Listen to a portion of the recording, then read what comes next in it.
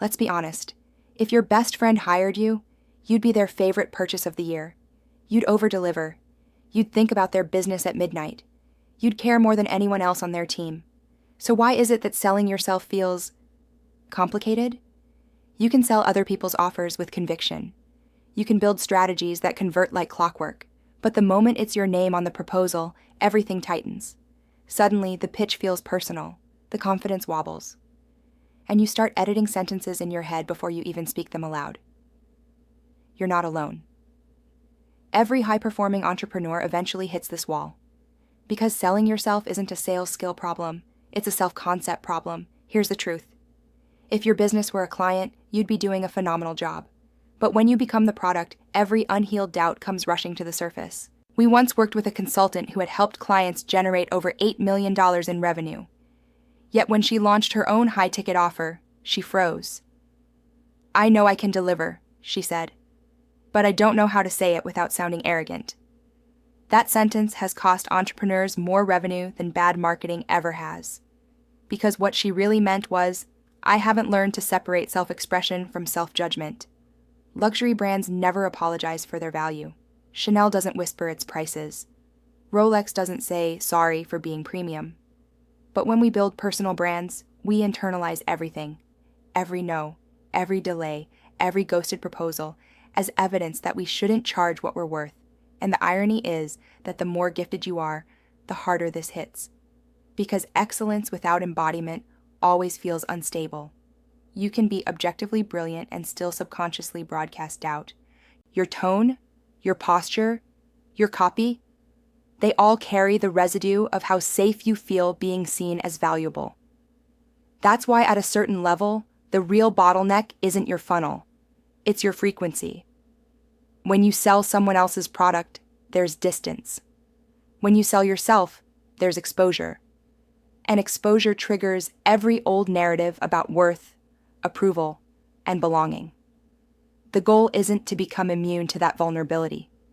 The goal is to build authority that transcends it. One of our clients, an executive coach, used to pre-qualify her leads for weeks before ever making an offer. She said she didn't want to scare people off. We reframed it. You're not scaring them. You're signaling certainty. She started leading with outcomes instead of disclaimers.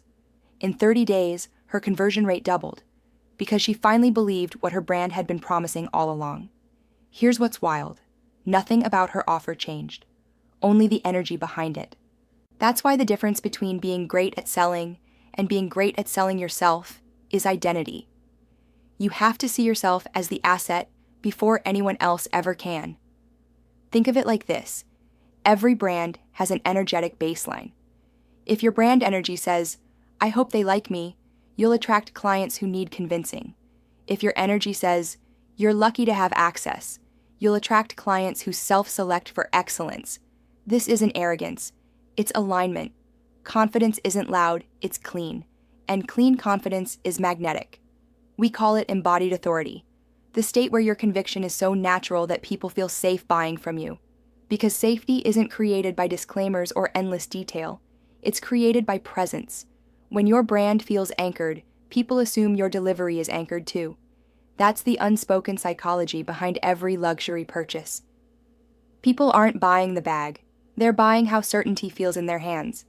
So how do you start selling yourself with that same energy? First, audit your language. Every time you explain, justify, or soften your value, you dilute your positioning. Instead of "I help people," say, "We guide entrepreneurs to achieve." Instead of "It might sound expensive," say, "It's priced for the level of transformation we deliver." Notice how the second versions create calm, not defensiveness. Second, stop marketing from insecurity. The internet is flooded with content trying to prove worth. Luxury brands never prove, they project. Your authority doesn't come from how much you talk about results. It comes from how calmly you reference them. Mention them once, with conviction, and move on. Over-explaining signals self-doubt. Understanding signals ownership. Third, engineer obsession. Make your clients fall in love with the standard you hold. Show them what excellence looks like when it's embodied, because people crave aspiration they can trust. We had a client who shifted her messaging from, "I can help you hit consistent months," to, "We build businesses that clients become addicted to working with." Her audience lit up. Because obsession is an emotion the market can feel. When you sell yourself, you're not asking people to buy your product. You're inviting them to buy into your energy. That's why embodiment always sells better than explanation.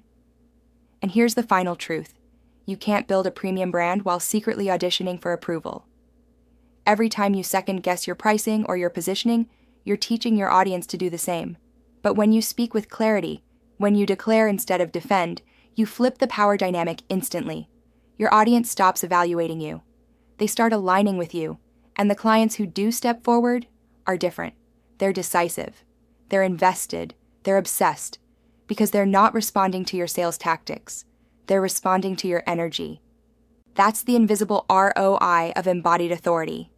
The more you own your value, the less you have to prove it. The less you prove, the more premium you feel. It's a feedback loop of elegance. And once you internalize that, selling yourself stops feeling like self-promotion. It starts feeling like self-respect. So the next time you hesitate before sharing your price, your offer, or your brilliance, remember this. Luxury doesn't apologize for excellence. Neither should you. You are not selling a service. You're selling access to a standard. And the moment you finally see yourself that way, the market will too. If you want the frameworks that help you embody that standard in your offers, your systems, and your brand presence, you'll find everything linked below. Our template shop, our private training, and our signature program. Because once you learn to sell yourself with the same conviction you've sold everyone else's ideas, the results will stop looking incremental and start looking inevitable.